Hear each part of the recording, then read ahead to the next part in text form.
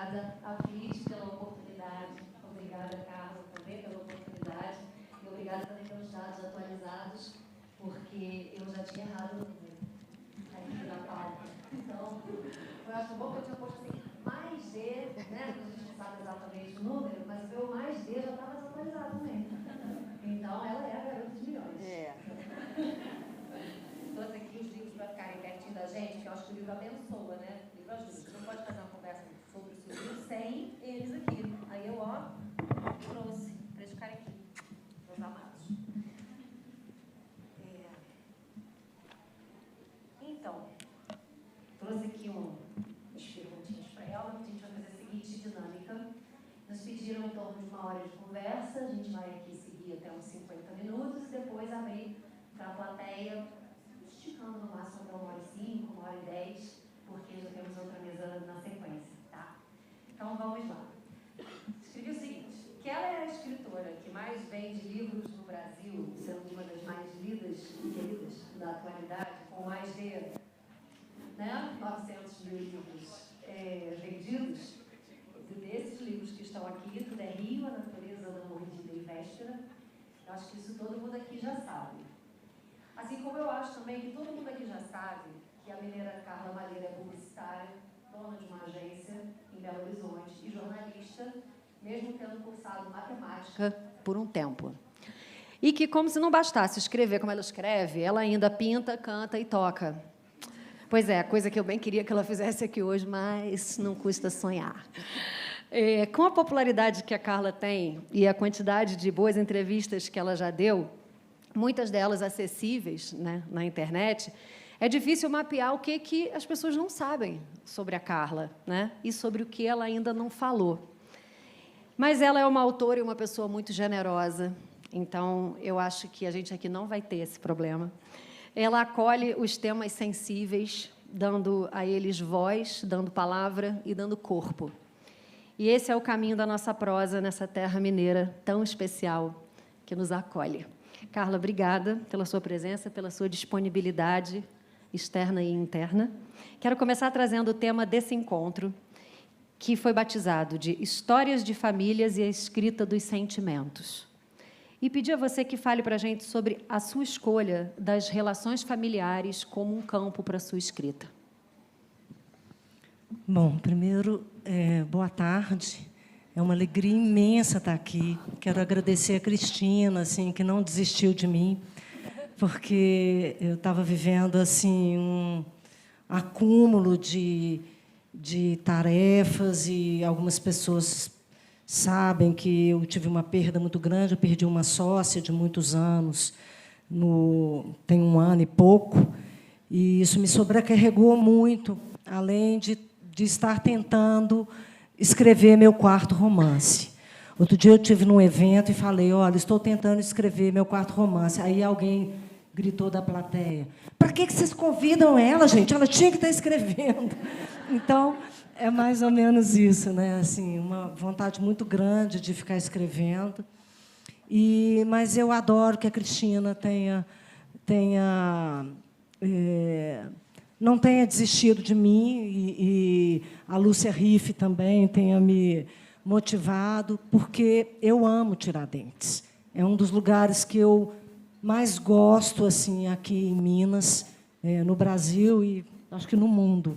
Acho esse lugar mágico, tem uma luz incrível. Em Belo Horizonte, eu moro pertinho da montanha, e eu sinto, como uma montanha como essa, que a gente tem aqui em Tiradentes, e que tem lá a Serra do Curral, em Belo Horizonte, sempre... Eu tenho a sensação de filtrar uma luz, de filtrar uma... são lugares muito especiais. Então, que bom que eu estou aqui. Muito obrigada. E olha, sou testemunha, quando a Cris conseguiu o ok da Carla, ela me ligou. A gente conseguiu!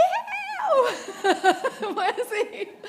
Então, assim, você foi muito festejada. Todo mundo te quer muito aqui. Vamos lá. Pergunta número 1, né? Quero trazer o tema das histórias de famílias e a escrita dos sentimentos. E saber por que a escolha das relações familiares como campo da sua escrita. Olha, eu acho que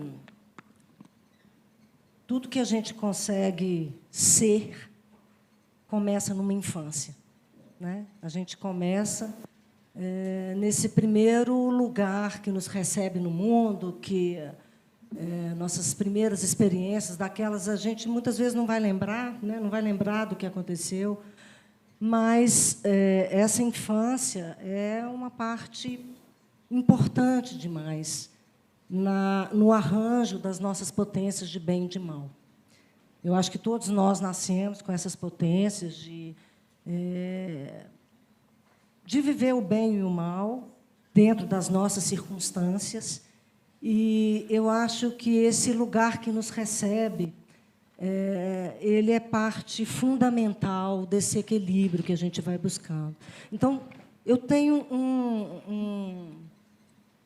um choque emocional. Assim, minha mãe dizia: Carla, você não pode se envolver tanto, né? Eu tenho um sofrimento grande com os acontecimentos, assim, com as situações de violência, com as situações de uma tristeza imensa, que eu olho para aquela pessoa e falo como que ela consegue atravessar, como ela consegue estar aqui, vivendo isso.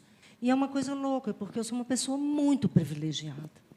Eu venho de uma família de 6 irmãos, uma família alegre, uma família que sempre teve a música como uma coisa que a gente vivia muito juntos, né? Uma família com um pai e uma mãe super incentivadores, acolhedores de toda a experimentação que eu quis fazer, ligada à linguagem, ligada à arte. Quero pintar, então meu pai e minha mãe me ajudavam a conseguir ter a tela, a tinta, a professora, a mesma coisa com o violão. Então, eu acho que, dentro desse de tanto privilégio, é uma coisa estranha pensar por que as situações violentas se tornaram alguma coisa tão perturbadora para mim. Sabe, assim, algumas situações que eu vi na minha família, algumas situações de violência, algumas situações... mas que se tornaram coisas... Eu acho que todo escritor... Marguerite Duras fala, e Maria Homem estava dizendo aqui há pouco, sobre esse corpo, né? Esse corpo impactado, esse corpo que é perturbado e que precisa buscar na linguagem uma maneira de encaminhar essa desorganização, né? Para tentar retomar algum nível de equilíbrio, alguma capacidade de estar na vida conseguindo lidar com os pactos civilizatórios, né? Não posso sair batendo, brigando, matando, né? Como é que eu lido com essa dor, com essa angústia, com essa raiva, sabe? E a linguagem é esse lugar que nos ajuda a encaminhar esse corpo incendiado, né? Acho que é um pouco isso. Ao mesmo tempo que você está falando que a linguagem é esse caminho, há pouco tempo eu estava trabalhando com o conto A Terceira Margem do Rio, do Guimarães Rosa, que é um conto que fala tanto do silêncio, né? E, ao trabalhar esse conto, já sabendo que eu vinha entrevistar você, fiquei pensando como a sua personagem do Tudo é Rio faz essa travessia num silêncio. Você, ao mesmo tempo que, por um lado, fala sobre coisas tão difíceis, né, dando corpo e linguagem, a personagem faz a travessia dela num silêncio tão profundo, né, que, quando eu fui ler Guimarães, eu falei, estou encontrando uma conversa silenciosa aqui entre esses personagens e suas travessias, né, entre essa terceira margem, onde a personagem Dalva fica também a vida toda pendurada, né? E você acha que eu fui muito longe nessa conexão, ou você acha que... Espero que não, né, gente? Me conectar com Guimarães, eu espero que você esteja coberta de razão. Mas esse silêncio, né? Quando eu estava fazendo Tudo é Rio, quando voltei, porque, não sei se vocês sabem, eu comecei a escrevi a cena violenta do livro e fiquei 14 anos sem conseguir voltar para o livro, né? Assim, eu propus uma situação que eu não tinha maturidade nem recursos para lidar com ela, que é uma violência de um homem contra o filho e contra a mulher, num momento tão sagrado para uma mulher, que é o momento que ela acolhe um filho, que ela está completamente... esse corpo está completamente alterado com os hormônios, com a nova experiência que tá acontecendo ali, com os afetos, com o redimensionamento de tudo, né? Porque a gente, quando tem um filho, a gente redimensiona tudo. O que a gente chamava de medo passa a ser outra coisa, né? O que a gente chamava de amor passa a ser outra coisa. Eu não sei, comigo foi assim, né? Uma loucura de ressignificado, né? De palavras que eu já conhecia. E aí eu voltei para esse livro e eu estava estudando um sujeito chamado um biólogo, chamado Humberto Maturana. Eu estudei esse cara durante um ano, assim, porque eu estava com umas questões profissionais e a minha pergunta é: o que caracteriza o ser vivo? Né? O que significa estar vivo? E essa história é até engraçada, porque eu estava numa reunião de diretoria da minha empresa, com a minha sócia e com uma outra, éramos 3 sócias, mulheres, e eu estava muito irritada com tudo aquilo, com aquele ambiente, com a nossa incapacidade sei lá, de encontrar a empresa com demandas que estavam assim difíceis. E eu tinha uma pessoa com esse livro do Humberto Maturana, chamado A Árvore do Conhecimento, a lógica da compreensão humana. Ele tenta entender, do ponto de vista biológico, como é que a gente aprende. Como é que a gente aprende? Né? Assim, esse corpo, é dado a esse corpo a capacidade de aprender, mas como é que isso acontece do ponto de vista biológico? Né? E, nesse livro, eu tive uma compreensão que me é muito cara, assim, na escrita das minhas personagens, e vou chegar na resposta aqui da sua pergunta. Ele diz, do ponto de vista biológico, ele diz o seguinte: a emoção está no corpo. A emoção é uma paisagem corpórea, ela está no corpo. Onde tem corpo, tem emoção, seja qual for. E essa emoção, nesse corpo, ela é o limite e a possibilidade da nossa ação, da ação humana. Tudo que a gente faz, existe o limite e a possibilidade nas nossas ações, que é dado por esse sentir, esse corpo perturbado, esse corpo que está no mundo. E a linguagem, e a razão, onde que está a razão do ponto de vista biológico? E ele diz que a razão é a busca de coerência para esse corpo na dimensão social da linguagem. Então, a razão é um lugar na linguagem.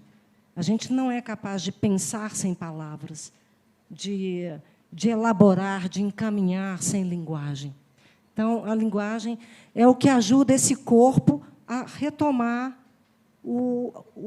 a coerência desse corpo. Fiquei louca, Maria, vou abrir um parênteses, para estar aqui com vocês na mesa, para dizer que hoje essa loucura que a gente vive tem a ver com tanta perturbação nesse corpo, ele é tão impactado por linguagem, por imagem, por essa fragmentação, e não há mais tempo de encaminhar isso na linguagem. Não há mais tempo da gente buscar na linguagem alguma condição de elaborar tudo isso. Né? E Dalva faz isso. Ela vive uma situação tão brutal no corpo que ela precisa de tempo. Tem um momento no livro que o narrador diz uma coisa parecida com isso. Assim, não se trata mais de compreender o que aconteceu, de racionalizar, de costurar, de compreender aquilo que aconteceu. Trata-se de trocar células. Esse corpo precisa ser outro para ele dar conta de outro movimento.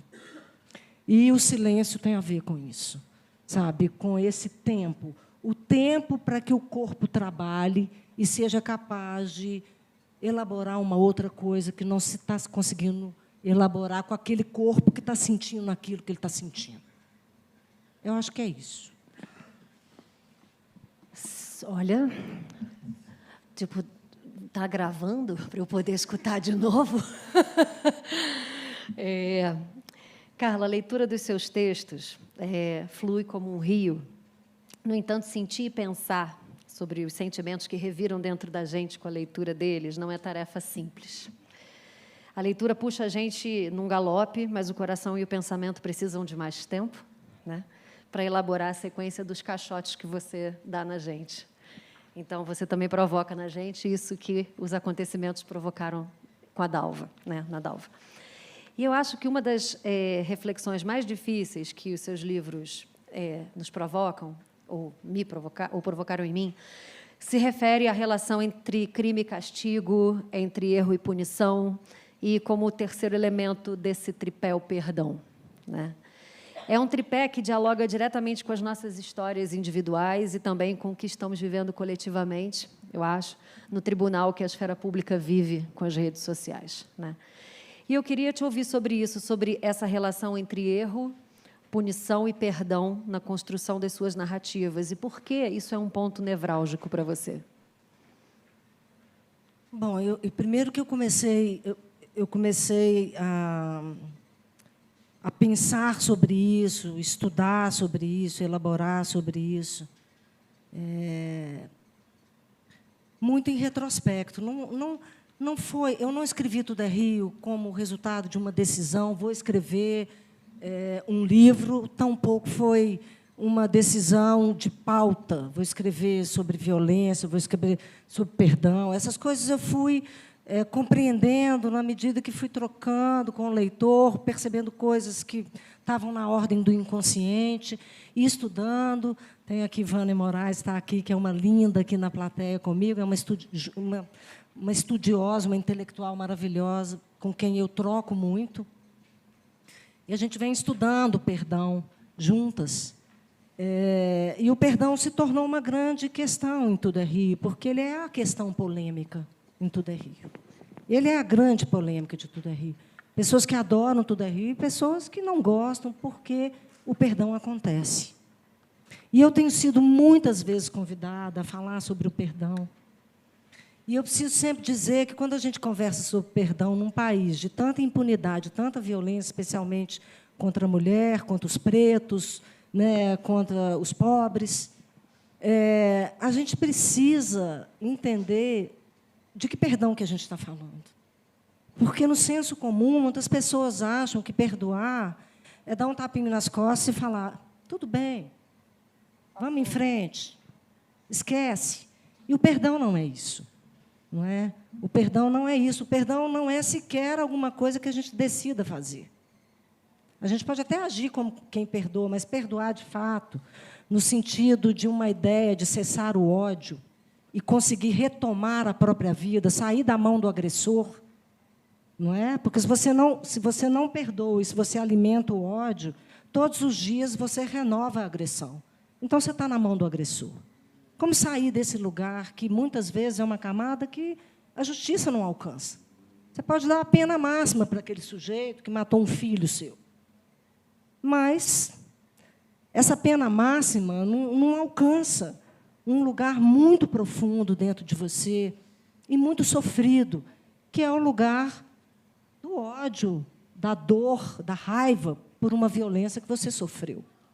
Então, o Derrida diz que o perdão é um dom. Tomara que aconteça com todos nós, porque, dentro da nossa condição humana, imperfeita, a gente precisa muito ser abençoado com o dom de perdoar, né? De não ficar imerso na raiva e dar conta de olhar para a abundância da vida. Não é? Então, o perdão, eu até disse isso lá na Flip, e foi uma coisa interessante, porque depois pude acompanhar as reações, né? O perdão é uma certa contabilidade entre memória e esquecimento, não é? E eu estou falando só do perdão individual, estou falando do perdão que, muitas vezes, uma nação inteira precisa ter. Uma situação de ditadura, de genocídio, de violência, como é que a vida vai seguir depois? Não é? Então, assim, eu acho que o perdão é uma contabilidade entre memória e esquecimento. Assim, lembrar para aquilo não se repetir, mas esquecer o suficiente para não atualizar a dor. Né? Para que, ao lembrar, no sentido de elaborar, refletir, encaminhar, a gente possa não estar vivendo novamente a dor, né, daquele acontecimento, para que a gente tenha chance de seguir como sociedade ou como indivíduo, e tentar olhar para o lado da abundância, da possibilidade, da arte, da esperança, não é? Da alegria. Eu acho que é um pouco isso. Obrigada.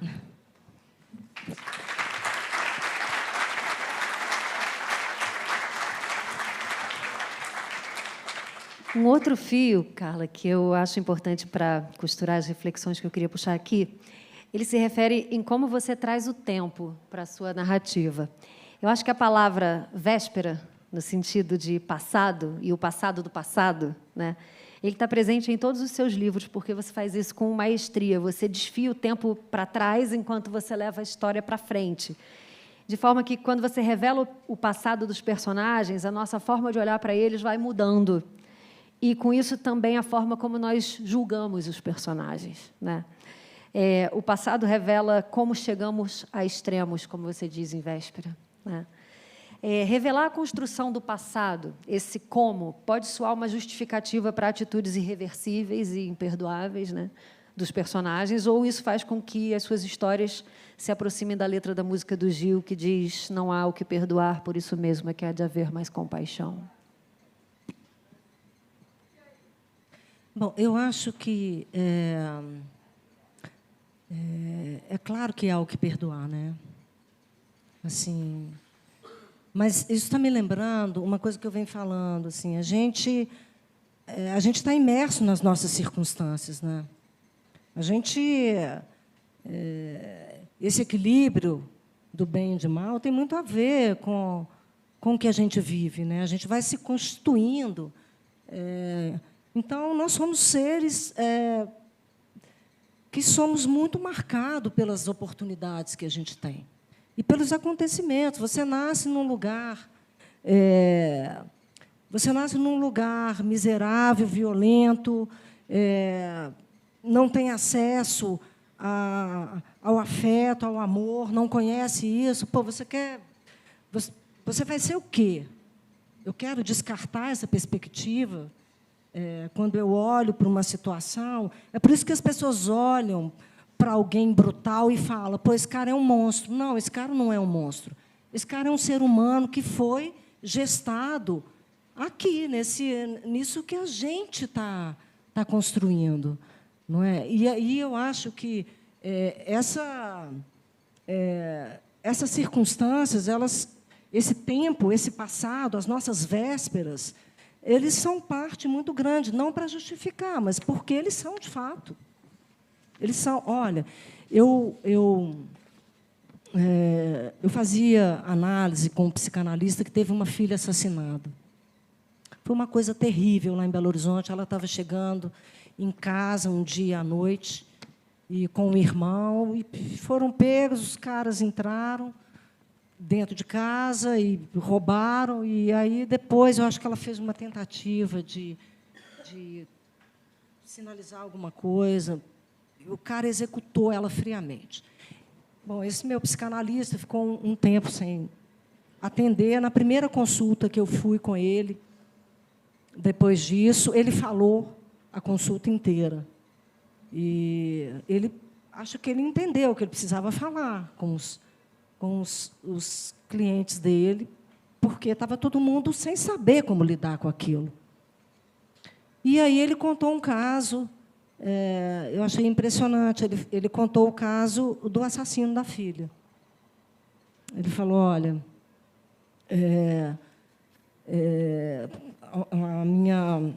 eu conheço uma pessoa que faz um trabalho social na favela de onde esse sujeito é. Ele é filho de um traficante, era um menino novo. E, uma vez, ele era criança, ele estava numa oficina dela, ali, trabalhando, e esse pai entrou no ambiente da oficina, pegou ele pelo braço, e essa amiga do meu psicanalista quis reagir, e a outra pessoa falou não, sinalizou para ela não não tentar argumentar, não tentar fazer nada. E ele pegou o menino e, saindo, virou e falou assim, com meu filho, não. Uma ideia meio assim, meu filho é o meu sucessor aqui no tráfico. Né? Então, eu lembro dele me contar isso, e esse menino foi o menino que matou a filha dele. Então, assim, eu lembro da gente conversar, porque isso era uma questão minha, dele ter colocado isso, ter me contado isso. E para a gente entender, assim, outro dia, lá na Flip, o Eduardo Luiz falou uma coisa que eu achei muito bonita. Ele falou, existe uma violência que não está nesse ou naquele corpo, mas que ela vai transitando, ela vai ocupando. Então, a gente precisa sair da lógica crime e castigo. Não estou defendendo aqui uma lógica de impunidade, não é isso. Mas só essa lógica, separada de uma compreensão da nossa condição humana e do quanto nós estamos sendo estúpidos, né, com essa nossa brevidade aqui, né, no mundo, quanto nós somos breves. Nós somos muito breves para tanta estupidez. Né? E é isso que a gente está vendo, uma briga pela grana, pelo poder, pela dominação, por tantas coisas que não faz sentido numa ideia de que nós vamos viver aqui o quê? 80, 90, 100 anos, com muita sorte, não é? Para a gente estar fazendo deste tempo um tempo tão miserável. Entende? Sem alegria, não é? Então, há que ter mais compaixão, né? Para a gente sair dessa lógica, porque essa lógica ela não está produzindo uma originalidade, ela não está produzindo uma capacidade de pensar o mundo, de estar no mundo com mais fruição. Né? Obrigada. Ufa! Nossa, quando eu volto aqui para a pauta, eu falo, nossa, eu estava dentro da sua resposta, refletindo ao vivo sobre tudo que você está falando. Quando eu volto, eu falo, peraí, gente, não se perde, não. Carla, sempre me fascina muito a capacidade que a literatura tem de mobilizar discussões sobre o real. Você quer dar uma... pedir para abrir. Sim. Me fascina muito a capacidade que a literatura tem de mobilizar discussões sobre o real, num diálogo que transborda a fronteira entre o mundo da ficção e o da realidade. Né? E isso tem acontecido com frequência em relação às suas personagens, comentamos isso agora há pouco, em relação ao que acontece com elas e o que elas escolhem e o que você escolhe como autora para o destino das suas histórias. No caso de Tudo é Rio, né, gerou um debate muito grande sobre a romantização da violência devido ao desfecho, como você comentou agora há pouco, né, na redenção, não é um spoiler, todo mundo já sabe a história, numa época de índices altíssimos de violência contra a mulher. Né? E numa entrevista que você participou no Roda Viva, você disse uma frase que eu anotei, que é assim, que a literatura não é um manual de boas práticas. Né? E que o personagem também não pode ser sabichão. E aí eu queria te ouvir sobre isso, né? O que você pensa sobre a relação entre realidade e ficção, representação e representatividade, nesse diálogo entre literatura e sociedade? A literatura ela precisa ser um espaço de liberdade, é uma experiência íntima, é uma introspecção do autor. É muito ruim você entrar num pensamento de que você tem que fazer acerto de conta, que você tem que mandar recado, que você tem que... Sabe? É uma experiência, assim, e é muito desafiador a gente encontrar no meio a nossa voz particular, individual, a nossa adesão, no meio de um mundo que está com também tantas questões coletivas a serem tratadas. Não é? Mas a gente precisa assim, pensar que a literatura é esse espaço, não é um manual de boas práticas. Eu tenho dito algumas vezes assim, a literatura é uma coisa que Milan Kundera fala, né? A literatura ela não tem que examinar a realidade, ela tem que apalpar a existência. O que nós somos capazes? É experimentar isso, É a experiência de experimentar nossas possibilidades, de olhar para o mal, de olhar para o bem, sabe? E conseguir experimentar. Quem sabe é nessa capacidade de olhar, de experimentar, de se colocar no lugar, de conquistar, né, conseguir alguma alteridade, é que a gente vai ampliando a nossa consciência e percebendo, incluindo a imperfeição como um espaço de manobra importante, sabe, para a gente lidar com o real, que não é brincadeira, não é? O real é uma coisa assim muito muito forte, só da gente só de existir a morte, só da ideia de poder existir a morte de quem a gente ama, às vezes mais do que a nossa própria morte, não é? Isso é um real que deixa a gente com as pernas bambas, né? Como é que é o caminho? Então, eu acho que a literatura é essa possibilidade da gente... É a criança que pede para o pai ler, para a mãe ler uma história, repetidas vezes, né? Onde ela vai fazendo um exercício de previsibilidade. Para algumas crianças ficam irritadas se você muda a palavra. Se falta um jeito de soprar a casinha, se o lobo sopra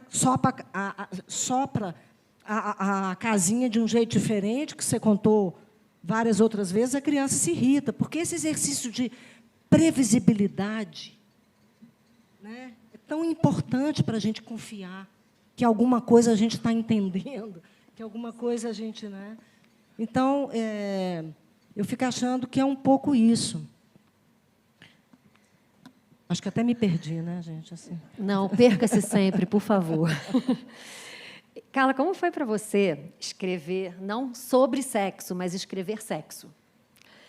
Isso exigiu de você alguma coragem de escrever todas as palavras, de detalhar? Era uma ideia sua que, para entender o poder da libido da Lucy, ela excitasse os leitores e leitoras da mesma forma que ela excitava todo mundo? Também, como nada é uma coisa só, a literatura, acho que ela mexe com a libido do leitor, mas, ao mesmo tempo, ela é terrível em alguns momentos, né? Porque tem cena em que a jovem, supostamente, ela é menor, tem um tio assediador, então, deixa a gente num lugar de desconforto, né? E a opressão que a sexualidade dela também vai gerando, né? Então, queria ouvir você falar sobre a escrita, não sobre sexo, mas a escrita do sexo. Eu não precisei de ter coragem, porque eu escrevi as cenas, principalmente em Tudo é Rio, meu primeiro livro. Eu não tive que ter coragem, porque eu não fazia a menor ideia que vocês iam ler. Então, a pergunta era sobre publicar, então, não sobre escrever. Eu fui super corajosa, porque eu não tinha certeza que ia ser lido, nem que ia ser publicado. Então, a gente... E também eu não tinha ideia, né, assim, mas eu não pensava em zero no leitor. Eu não pensava no leitor, assim, nada, zero. Mas eu pensava que, muitas vezes, a própria literatura ou o próprio cinema, eles não entram nesse território, às vezes, com coragem, de ir lá explicitamente, sabe, assim, muitas vezes não entra. E eu falei, eu quero entrar, eu quero ver qual é, eu quero me colocar no lugar, eu quero fazer esse exercício. Ah, tá. Ela falou que já deu 40 minutos de fala. Fica tranquila, estou com o relógio aqui. Então, assim, foi ótimo fazer. Não tive nenhuma questão, assim. E a questão, né, do tio, assim, eu não preciso muito idades ali, não foi uma coisa, mas certamente tem esse viés. Mas eu acho interessante, porque esse viés implica o leitor, sabe? Porque, ao mesmo tempo, o leitor quer prosseguir. Então, ele está implicado numa coisa ali, e eu acho que isso faz pensar. E você não tinha ideia que iria publicar, depois publica, vira mais vendida, e aí tem quase 1 milhão de pessoas lendo sobre detalhes sexuais que você não imaginava que ninguém fosse ler. Só que Mas agora... tem umas histórias engraçadas, né? Tem uma história que uma pessoa que leu. Eu sou aqui de Minas, né, gente? Sou de Belo Horizonte. E aí uma pessoa leu, uma pessoa que era próxima na época, leu, terminou de ler, fechou o livro e falou assim: você vai ter coragem de publicar isso? Então, assim, era uma coisa que realmente, né, assim, mas, em compensação, a nora do meu marido olhou para ele e falou assim: "Ê, sogrinho, está passando bem, hein?" Maravilhoso. Então, vou fazer aqui uma última para a gente abrir para a plateia, tá? Esse encontro aqui, né, ele acontece ainda num momento de luto da sua vida, porque o luto não é uma experiência, né, rápida, né, de se ultrapassar, atravessar, na verdade, né? Você perdeu em um curto espaço de tempo mãe, psicanalista, uma sócia, melhor amiga, né? E nós sabemos que não somos os mesmos quando passamos por momentos como esses e que ele é um longo processo. E você disse que cuidar do seu processo de escrita é algo muito importante para você. E de que forma você acha que essa experiência agora está sendo, né, parte inevitável do seu novo processo de escrita? Olha, essas perdas todas aconteceram num período, no intervalo de 1 ano, né? Eu perdi o psicanalista, minha mãe, e perdi minha sócia, que era uma pessoa com quem eu convivia há 38 anos. Nós éramos muito amigas, a gente viajava junto, nós tivemos nossas filhas. Tem um caso interessantíssimo.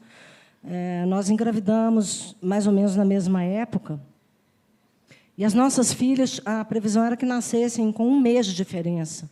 Porque foi um certo transtorno, a gente estava um pouco angustiadas, porque a gente tinha a empresa, e aí a gente estava contando com esse 1 mês de diferença. E nós entramos em trabalho de parto na mesma hora, no mesmo dia, na mesma hora, com o mesmo médico, e, para ficar dramático, em hospitais diferentes. Então, o negócio foi assim, uma loucura. As nossas filhas cresceram juntas, depois tivemos os nossos segundo filhos aí com 3 meses de diferença, deu certo. Vocês combinaram dessa segunda vez. Então, a gente era muito amiga, a gente tinha uma troca muito forte, de maneira que foi um tsunami. Assim, foi um momento assim, muito louco, sabe? E, por outro lado, a vida estava sendo muito abundante comigo, porque a literatura estava acontecendo de uma maneira muito bonita. Muitos encontros, muitas viagens, muitas pessoas que eu admiro, que eu venho conhecendo, sabe? Muitos novos amigos. Então, assim, foi uma coisa muito louca. De um lado, perda, perda, perda, e, de outro, ganho, ganho. Então, assim, eu vivi uma coisa muito intensa, muito intensa. Tristezas imensas, assim, muito forte, insegurança. Eu achava que todo dia eu ia ter uma notícia ruim, que eu ia perder alguém. E o meu jeito de ser, assim, eu não atravessei sem tomar nenhum tipo de medicamento. Minha filha está fazendo medicina, ela me xinga toda vez que eu falo isso. Ela fala: "Mãe, não tem problema tomar medicamento, não tem mesmo. Mas eu acho bom, eu acho importante para mim, assim,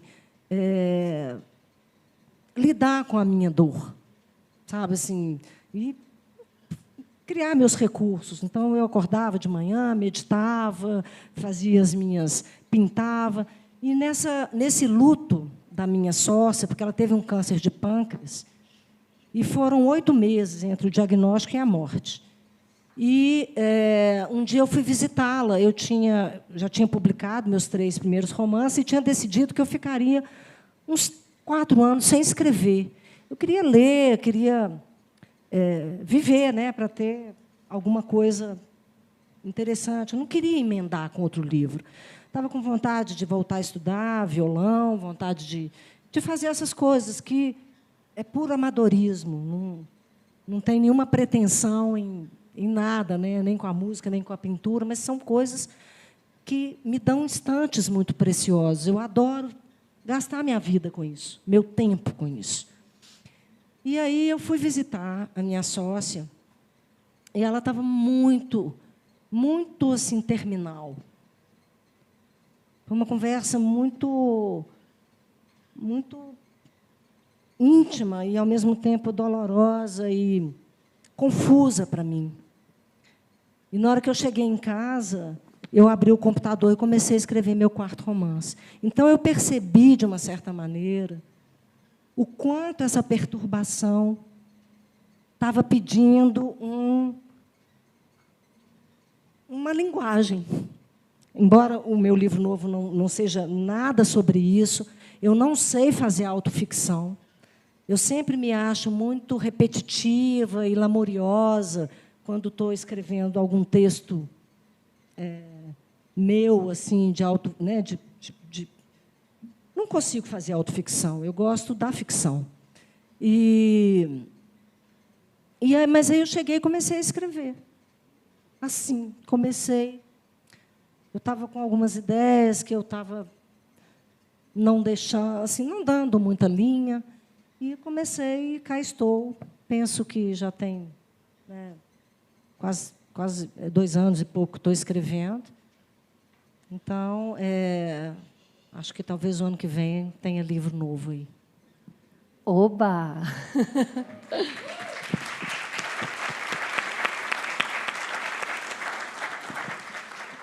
Como fazemos com as perguntas da plateia? É levantar o braço e o microfone andante vai até a pessoa? Então, vamos lá. Quem se habilita? Basta a primeira pessoa, que depois o resto vai atrás. Confia. Confia e pergunta.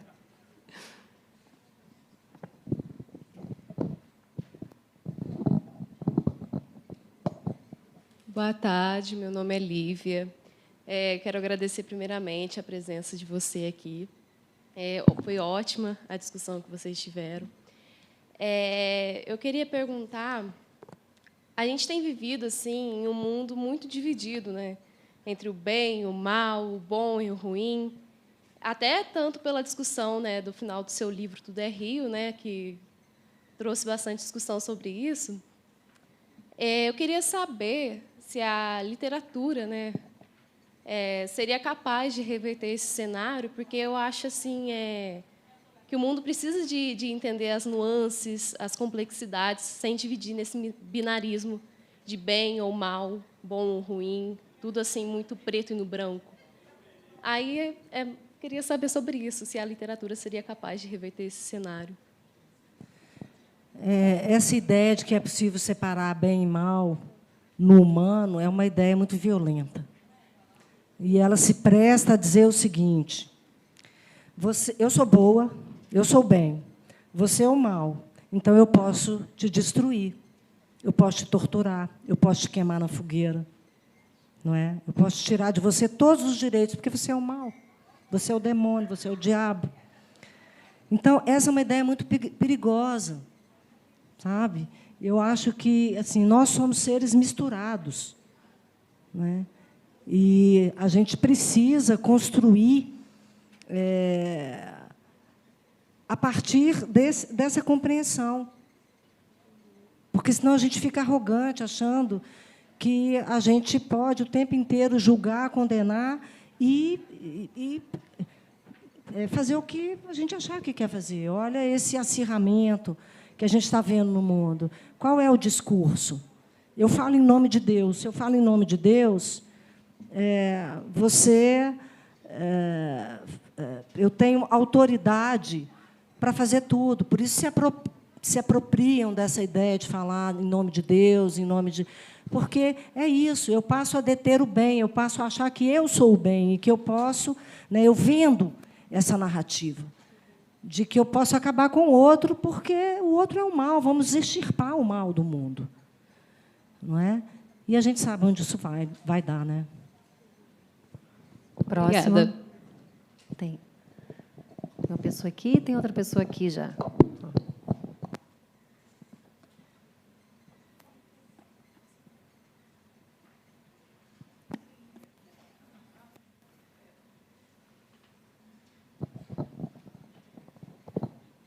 Olá, boa noite.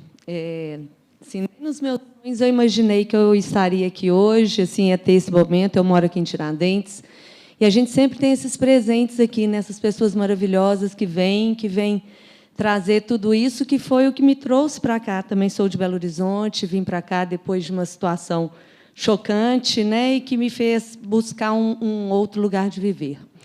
E é esse presente aqui, assim, na hora que eu li Tudo é Rio e eu acabei ali, eu falei assim, nossa, queria um dia conversar e perguntar uma coisa para ela, e essa hora chegou, né?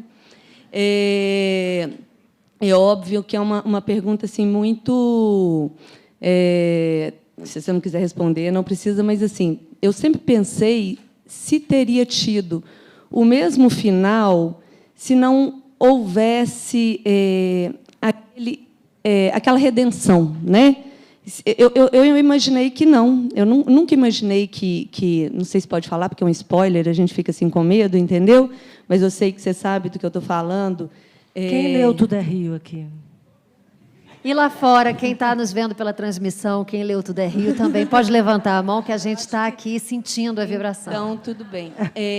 Então, assim, eu sempre imaginei que o menino estava morto, né? E eu, escrevendo, vale a pretensão, vem aí, né? Eu escrevendo, eu não teria deixado ele vivo. Eu teria deixado ele morto. E eu queria queria saber se você chegou a cogitar isso, ou se a história ela veio toda, porque eu penso no mesmo final, mesmo com essa história do perdão. E isso sempre me intrigou. Eu li e fiquei, eu falei muitas vezes com 1000 pessoas do livro, e eu falei, por que ela não deixou ele morto? Eu sei muito pouco sobre o livro quando eu começo a escrever. Assim, eu não sou uma autora de composição, eu não fico lá estudando as personagens e fazendo o desenho, o roteiro da cidade, onde elas moram, para só depois escrever. A história vai vindo comigo na medida que eu vou escrevendo. É claro que eu tenho alguns pontos de luz, assim, né, como se fossem tochas numa montanha escura, e que eu sei que eu quero chegar ali, e eu vou arrumando caminhos para ir. Mas saber que esse menino, porque essa se tornou uma das primeiras cenas do livro, a violência do pai com o filho, né? Saber que esse menino estaria vivo, eu soube desde o início. Mas eu estava construindo a história de outra maneira. Durante todo o trajeto da história, esse menino estava num lugar diferente. E teve um dia, mas eu estava com um incômodo, porque essa primeira solução, eu criava um certo maniqueísmo na história, né? E eu não queria, eu queria justamente que, ao ler aquelas personagens, você tem, às vezes, raiva e carinho pela mesma personagem. Você percebe uma coisa muito ruim que ela é capaz de fazer e uma coisa também muito boa.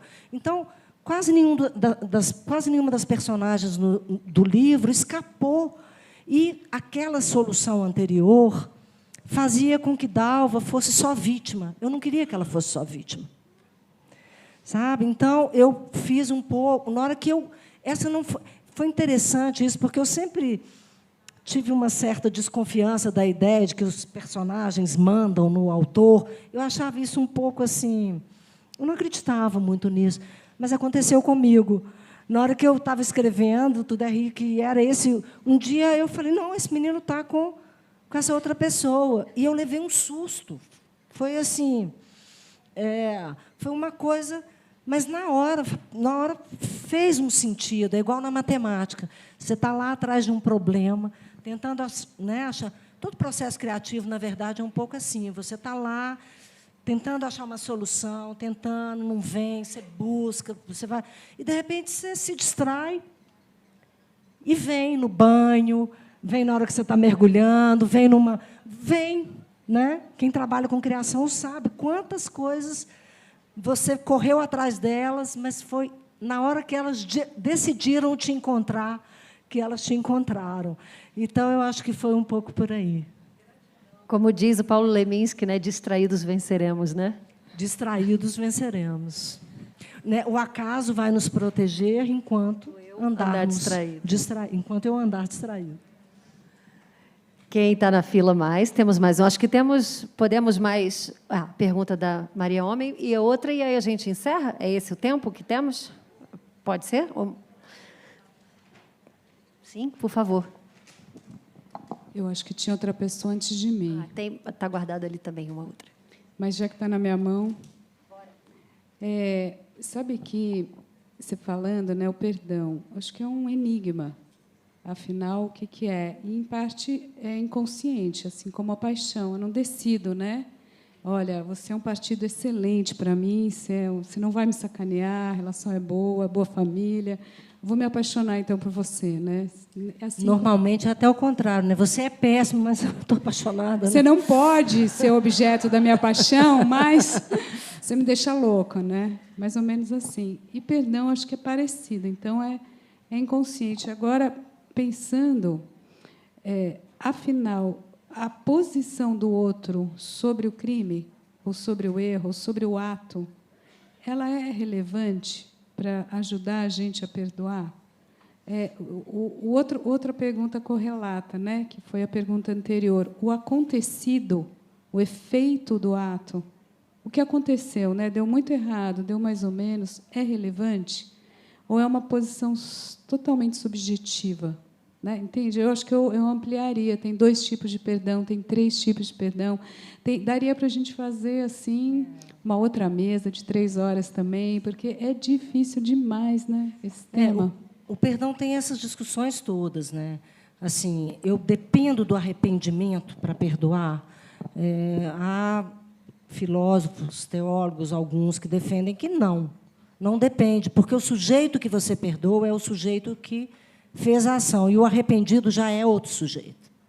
Então, existe um pouco essa ideia de que o perdão não depende, sendo um dom, não depende. Né? Assim, mas, muitas vezes, o agir como quem perdoa seja facilitado por essa atitude do agressor. Não é? Vamos colocar assim. O Amos Oz diz uma coisa muito interessante, que ele fala o seguinte, sobre essa coisa que você falou, sobre a gravidade, se depende da gravidade ou não do ato. Quer dizer, aquilo que você disse, eu fiz uma violência, a pessoa não morreu ou a pessoa morreu na mesma violência. Ela podia morrer ou ela podia não morrer. Isso muda o ato? Então, o Amos Oz fala uma coisa interessante, que ele fala assim, uma das coisas mais terríveis que pode acontecer é a gente perder a noção da gradação do mal. Nem todo mal é igual. Tem um mal pior, um mal, não melhor, porque é terrível dizer isso, mas tem um mal menos pior e um mal terrível, imperdoável, né? Inclassificável, inclusive, assim. E eu me perguntava isso, se a criança saiu viva, é menos grave o ato, aquele mesmo ato. Eu acho que isso aí é pano para manga, né, para a gente pensar, porque, no caso de Dalva, a dor e o ódio têm a ver não só com a agressão ao filho, mas com a agressão a uma coisa simbólica, que era o amor que ela pensava existir entre eles. Era uma ideia de amor, onde ela tinha investido muito. Então, essa raiva também vem deste lugar. Então, o que ela perdoa, né? Eu sei que tem mais uma pergunta, nós estamos atrasados, mas eu não posso perder o fato de que a Bianca é uma super entendedora de Manuel de Barros, né? Ela é uma super entendedora, e quando estava conversando sobre Manuel de Barros, estava falando sobre esse olhar de quem vê de fora, né? De quem assiste uma coisa violenta que aconteceu, esse é o agressor, essa é a vítima. Como, quando a gente está de fora, a gente é capaz de julgar e dar vereditos assim, com muito mais, né, desenvoltura. E aí tem aquela história da Maria Pelego Preto, né, do Manuel de Barros, que fala, Maria Pelego Preto era abundante de pelos... Moça de 18 anos, era abundante de pelos no pente. Aí como é que continua você? O próximo? Os meninos adoravam. Faziam fila. Faziam fila. O pai na porta, entrevado, recebendo as entradas, e a mãe nos fundos, rezando glória a Deus nas alturas. Um certo senhor... Não, é assim. Maria Pelego Preto era... Moça de 18 anos, era muito abundante de pelos no pente. A gente pagava para ver o fenômeno. Era abundante, né? Ela levantava o vestido... Cobria com lençol branco, pelego preto e mostrava o pelo subindo até quase o umbigo. Né? Na porta, o pai cobrava as entradas. Isso, entrevado, recebia as entradas. A mãe, nos fundos, rezava glória a Deus nas alturas. Um senhor passando, viu aquilo, falou que era uma indignidade com a família e com a pátria. Mas eu acho que era fome.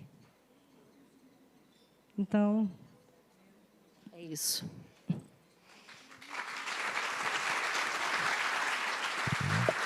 Eu acho que a gente tem mais uma pergunta. Temos mais uma pergunta que estava na fila e que a gente aqui desordenou e agora eu vou devolver para o trilho. Quem era que estava com a mão levantada ali atrás? Ela? Isso. Então, microfone andante, por favor.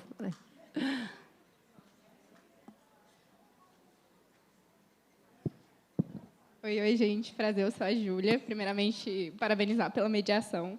É fantástico assim, as perguntas. É um prazer estar podendo participar, além de estar escutando vocês. A minha questão é mais em relação a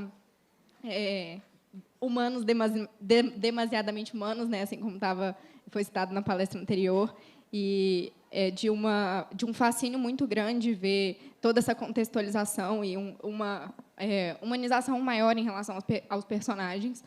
Mas, ainda assim, o que intriga a gente, né, em relação ao final, assim, ao desfecho, dá para ver um certo acalento em toda a tempestade, né, que a Dalva estava vivendo, em relação a toda essa tormenta em relação, sobre o ex-esposo, né, e como que isso se deu com a volta do filho e toda esse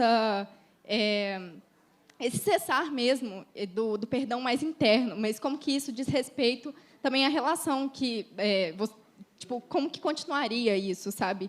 Dela estar realmente permitindo ele voltar na vida dela depois de um ato tão horrendo, né, assim, e como que fica essa complexidade, né, em relação a lidar, principalmente sendo uma mulher, né, principalmente dando toda essa contextualização super sensível em relação à história. Essa é o que mais me intrigou lendo o livro. Então, é isso. Pois é, eu acho que o final do livro é em aberto para que cada um construa o que acontece depois que eles entram naquela casa, né? O narrador diz, o próximo passo traz a possibilidade do abismo, mas alguma esperança, alguma umidade está de volta, né? Termino com a frase, Deus estava de volta, e Deus no livro é trabalhado como não um lugar de certeza, mas um lugar de esperança. Então, a gente não sabe o que vai acontecer, cada um vai lidar com isso. Mas uma coisa muito boa que acontece é o perdão. E ali, o perdão não significa esquecer e dizer que está tudo bem. Vai depender de cada leitor ver como é que eles vão lidar com os próximos passos. Eu acho que é um pouco isso. Eu amei quando... Essa resposta da Carla, eu amo. Eu já tinha ouvido ela falar uma outra vez sobre essa questão da continuidade dos personagens, né? Porque quando se julga o final de um livro, né, é como se a gente é muito viciado no "e foram felizes para sempre", né? E não, assim, o livro parou de ser escrito naquele ponto, né? A partir daí, a gente sabe lá se eles entraram o que aconteceu quando eles entraram naquela casa e dormiram juntos pela primeira vez, e aí vai, né? E aí a pergunta inevitável é: tem Tudo é Rio 2? Não, mas sabe que isso está me lembrando? A Véspera vai virar minissérie, né? A HBO Max, né? Já começou, deve começar a filmar e tal. E aí, quando uma leitora, porque o livro chama Véspera, né?